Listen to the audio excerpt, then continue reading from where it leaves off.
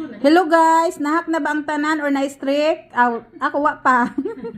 Pero si Ate Hazel, nahak jud siya. Kanina ka ng GCash nakabutang GCash 2000 anniversary grand giveaway for all users. Agoy, pag inyo nang i-click, mahak ang inyong account or di kaya ma-restrict. Tapos si Ate Hazel ang nagpatunay nga nahak siya pagkatiman ni niya gi-open. Di ba tayo mong gi-open te? Kung gibasa. Oh, iya dong gibasa kay kani laging ang kamot di mahimuyo. So kani ha, patay jud mo ganyan nang i-open. Nya, day babaeng guwap abot kinsa na. Kani tanawa mao ni siya ang account ni Ate Hazel. Ang kagahapon te Hazel Papaw Store no ang nakabutang. Nya ganina na usa na lang ko na iba naman ang pangani ate panglala ay basta mao na.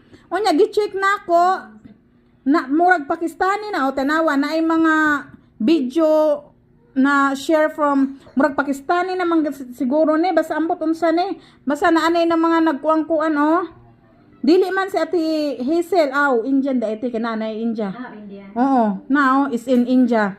So mao ni na anay mga video na wa si ate sa labutan ani nya sa messenger ni ate tanawa na anay mga chat nga dili si ate ang nagbuhat. Di ba te? Asa to?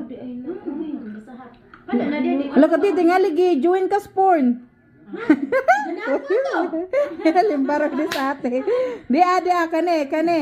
Dili ni si ate ang nag-message ani o di ba? Ang nag-hack ana ang message. Mga nagkuang-kuan og message kani. So kamo gusto gay ninyo mahagi open to na link.